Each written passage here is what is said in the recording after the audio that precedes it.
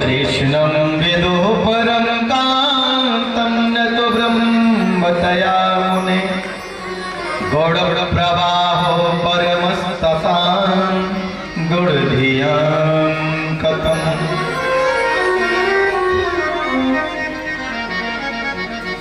न चैव विस्मयं कार्यो भवता भगवत्वजे योगेश्वरे कृष्णे यत् एतत् विमुच्यते। यद्यपि परमात्मा भगवान श्री कृष्ण योगेश्वर हैं, लीला पुरुषोत्तम हैं, उन्हें किसी को बुलाने की आवश्यकता नहीं है, वो अपने में ही रमण करता है, क्योंकि यह सारा संसार ही तो उसी का बनाया हुआ है। हजारों हजार गोपियां शरद पूर्णिमा के रात्रि में मधुवन में आ गई, भगवान को चारों तरफ से घेर लिया। कितनी गोपियां हैं मालूम है? 16 हजार के 16 यूथ हैं। अब जरा सोचिए कितनी गोपियां हो गई। भगवान ने गोपियों को देखा और भगवान ने स्वागत किया। स्वागतम वो महाभाग प्रियम किम करवाणी। अरे प्रिय गोपियों, तुम्हारा स्वागत है, सुस्वागतम। गोपियां बड़ी प्रसन्न हुई। देखो, पहले बांसुरी बजाते हैं, हमें बुलाते हैं, और हम आ जाते तो कैसे हमारा स्वागत करते हैं। बड़ी खुशी। स्वागतम वो महाभाग प्रियम किम करवाणि ब्रजस्यानामयं कश्चित् भूतागमन कारणम्। जरा बताओ, आप इस जंगल में रात्रि के समय में क्यों आई हो? देखो, पहले स्वागत करते हैं, पहले बांसुरी बजाते हैं, बुलाते हैं, और जब हम आ जाती हैं फिर स्वागत करते हैं, फिर कहते हैं बड़ा बताओ इस रात में शाम को जंगल में क्यों आई है? भगवान कहते हैं रजन्ये सा घोर रूपा घोर सत्व निसेविता प्रतियात ब्रजम नेह इस्तेयम इस्त्रिभिः सुमध्यमा।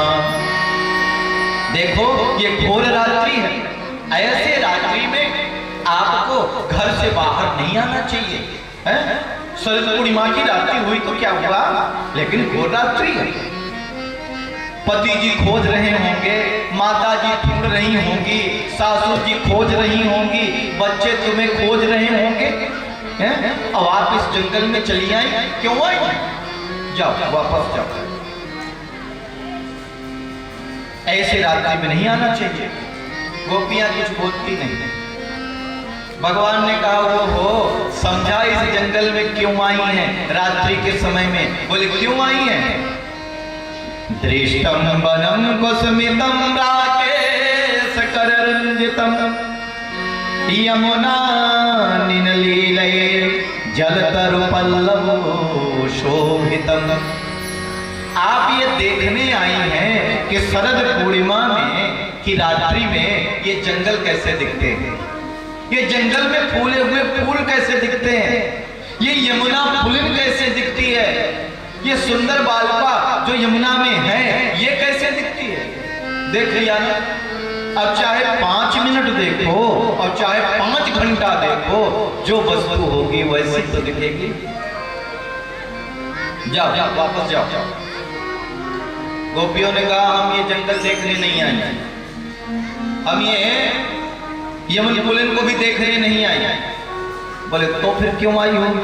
ओहो, समझा क्यों आई? क्यों आई है? क्योंकि आपके पति जी सुंदर नहीं है, हैं? जरा सी बांसुरी सुनी और चली आए। भारतम सुश्रुणाम स्त्रीणाम परो धर्मो हयमायया तद्धुनानां च कल्याणां प्रजानां चानुपोषणम्। भगवान कहते हैं पति कैसा भी हो, दुशीलो दुर्भगो वृद्धो जड़ो रोग धनो पिवा पति स्थिरभिर्हन्तव्यो लोके सुभिर्भाजति।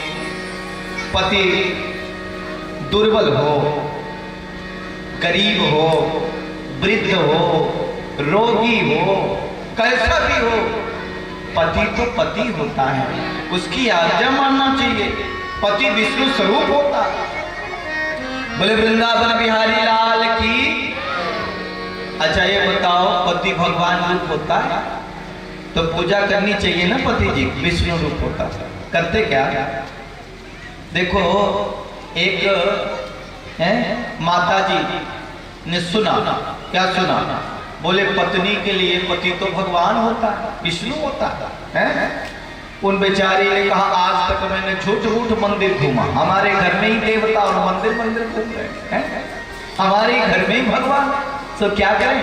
बोले आज से पति की पूजा करो। घर में आई, पति जी को प्रणाम किया, सो रहे थे। सुबह जब हुई तो थाली में से रोली रखा, कलावा रखा, अगरबत्ती रखा, माचिस रखा, दीपक रखा, बहुत सारी सामग्री तैयार की, आरती की थाली ली, ऐसे सामने लेके आया। अब पति जी जैसे उठे तो आरती की थाली लेके खड़ी। पति जी ने कहा क्या बात है, आज सूरज पश्चिम से कैसे उगाया? अरे बोले आप तो हमारे भगवान हैं, आप हमारे स्वामी हैं, हम तो आपकी पूजा करेंगे, आरती उतारेंगे। अच्छा मैं जरा ठीक से बैठ जाऊं, अपनी मूंछ जरा ऊपर की कर लो, फिर तुम आरती टीका भी लगाओ, आरती भी करो और पूजा भी करो। ठीक है। पति ने तिलक लगाया, कलावा बांधा है, और देखो आरती की थाली ली और आरती कर रहे थे। जय पति देवा स्वामी, जय पति देवा, तुम्हारे करहूँ मैं पूजा, तुम्हारे करहूँ मैं पूजा, तो कर मोर सेवा। ओम जय पति देवा। झाड़ू चौका बर्तन नित्य करो स्वामी, तुम नित्य करो स्वामी। आरती बंदन भोजन, आरती बंदन भोजन, नित्य करो मैं तुम्हारी। ओम जय पति देव। पति जी ने कहा ठहरो। बोले क्या? बोले सुनो, अब जाओ नाश्ता वास्ता कुछ कराओ, चाय पिलाओ, हैं देखो, और घर की साफ सफाई करो, चारों तरफ कचरा पड़ा। बोले सुनिए। बोले क्या? बोले खाना आप पकाएंगे, बर्तन आप धोएंगे, कपड़े आप धोएंगे, भोजन आप बनाएंगे, झाड़ू आप लगाएंगे। तो पति जी ने कहा तुम क्या करोगी? बोले हम तो केवल आपकी आरती उतारेंगे। चुप चुप, ऐसे उतारने की जरूरत नहीं, क्या कहना है? तो जरा बताओ, भगवान कहते पति कैसा भी हो वह पत्नी के लिए देव स्वरूप होता है, और ऐसे पति को छोड़ के नहीं आना चाहिए। और भगवान ने कहानी सुना दी पतिव्रता नारी का। देखो एक अग्निहोत्र ब्राह्मण थे जिनके यहाँ रोज यज्ञ होता था। वैसे भी हम लोगों को भी हवन करना चाहिए, नित्य न करें तो कम से कम वैसे रोज करना चाहिए। कैसे करें? अब रोज अग्नि कहाँ लाएं, घी कहाँ जलाएं? तो अग्नि लाने की जरूरत नहीं है, घी जलाने की जरूरत भी नहीं है, और हवन हो जाएगा। जिन्होंने यज्ञ का निर्माण किया, याज्ञवल्क्य जिन्हें यज्ञ के पिता कहे जाते हैं, प्रजापति ब्रह्मा ने जब इस मनुष्य का निर्माण किया तो यज्ञ का निर्माण। अब बोले यज्ञ करे कैसे? तो याज्ञवल्क्य जी ने कहा यज्ञ बहुत आवश्यक है। बोले यज्ञ घी से कर ले। बोले अगर घी भी नहीं तो क्या करें? तो बोले यज्ञ दूध से कर ले। बोले जब दूध भी नहीं तो क्या करें? तो बोले यज्ञ लकड़ी से कर लो, समिधाओं से करो। बोले जब समिधा भी नहीं तो क्या करें? बोले तो भी यज्ञ कर। तो कैसे करें? बोले यज्ञ जल से कर ले। अच्छा ये बताओ, जल किसी के घर में ऐसा है कि नहीं है? किसी के पास मिल जाएगा ना? तो यज्ञ जल से। मान लो ऐसी परिस्थिति आ गई कि हमारे पास जल भी नहीं है, तो क्या करें? बोले तो भी यज्ञ कर। कैसे करें? बोले भावना से कर ले, लेकिन यज्ञ नित्य कर, यज्ञ जरूर कर, यज्ञ आवश्यक है। जो नर या नारी यज्ञ नहीं करते उनका तेज नष्ट हो जाता है, इसलिए यज्ञ करना चाहिए। हम लोग नित्य यज्ञ करते हैं। आप लोग भी नित्य एक करिए, बिना पैसे का हवन हो जाएगा। देखो भगवान ने कहा अग्निहोत्र ब्राह्मण थे, उनके घर में बहुत बड़ा कुंड था और उस हवन कुंड में 24 घंटे अग्नि जलती थी। अब कहीं से पति जी आए, पत्नी ने नाश्ता कराया और पति जी को नींद आ गई और पत्नी जी की गोदी में सर रख करके सो गए। पत्नी बेचारी पंखा चलने लगी। वैसे भी पत्नी महोदया को चाहिए जब पति जी भोजन कर रहे हैं, गर्मी का समय है, अब आप फ्री हैं तो थोड़ा पंखा चलने, पति को भी खुशी मिलेगी, अच्छा लगेगा। पंखा क्या चल रहा, रोटियां बना रही हैं, भोजन बन रहा है, ये तो थे ही, एक और लेके आ गया, अब इनको भी खिलाओ। कौन खिलावे, कौन बनावे ही बना है। सारा गुस्सा उसी में, और गुस्सा जाके रोटी में पहुंच गया और फिर रोटी से पति के अंदर पहुंच गया, फिर पति क्रोध भरा, फिर दोनों में लड़ाई, फिर 36 काका, फिर उस कमरे में उस कमरे में, देखते दोनों को है। बोले वृंदावन बिहारी लाल की। जैसा खाए अन्न वैसा बने मन, जैसे पिए पानी वैसे बने वाणी। अब आप चाहती हैं कि आपके पति जी आपके बस में हो जाए तो एक मंत्र नोट कर लीजिए, गोस्वामी तुलसीदास जी बताते हैं, वशीकरण मंत्र। तुलसी मीठे बचन दे सुख उपजत चहोर, अवंत्र है तजदे बचन कठोर।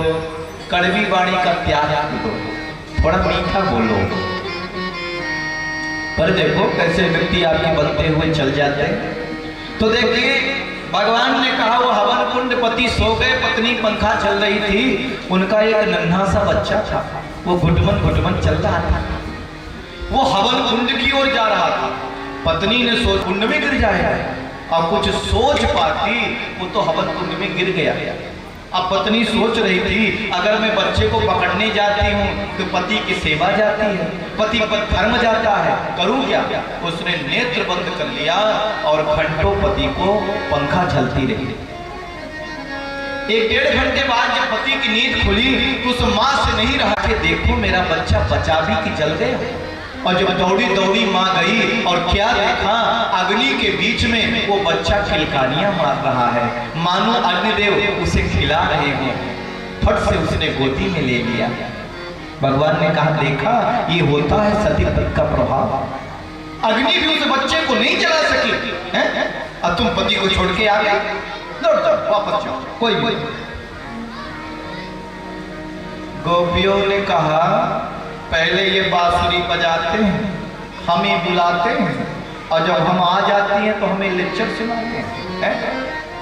हम लेक्चर सुनने नहीं आई, आपका प्रवचन सुनने। और गोपियों ने कह दिया मैं भव विभोर हदि भवान गदितम निसंसम सनपज्य सर्व विषयास्तव पाद मूलम भक्ता भजस्य देवो यथायादि पुरुषो भजते मोक्षो। ये गोपियां कहती हैं हे प्यारे श्री कृष्ण, हे प्राण वल्लभ गोविंद, आप खटखट के वासी हैं, आप हमारे हृदय की बात को जानते हैं कि हम क्यों आई हैं, इसके बाद भी इतने कठोर वचन क्यों बोलते हैं? आप इतने निष्ठुर क्यों हो रहे हैं? हम आपकी भात हैं, आप मेरा भोग लगाओ। भक्त भी तो कहता भक्त और भात के बहुत अंतर नहीं, हमें आप क्यों ठुकराते हैं? आप इतने हठीले क्यों हैं? अरे आप आदि पुरुष भगवान नारायण हैं, और भगवान नारायण तो अपने मुमुक्षों पर, अपने भक्तजनों पर कृपा करता है। क्या अपनी गोपियों पर, आपकी जो दासी है गोपी हैं, इन पर कृपा नहीं करेंगे? आप ऐसे निष्ठुर वचन कहेंगे? ये गोपियां कहती हैं स्त्री नाम स्वधर्म इति धर्म विदातयुक्तम। आपने स्त्रियों का धर्म बताया, सुनिए इस आधार पर भी आप ही की पूजा मुझे करनी चाहिए। बोले कैसे? तो गोपियों ने भी एक कहानी सुना। गोपियों ने कहा देखो पति पत्नी साथ रहते थे, अब बेचारी पत्नी बिना पति को भोजन कराए भोजन नहीं करती।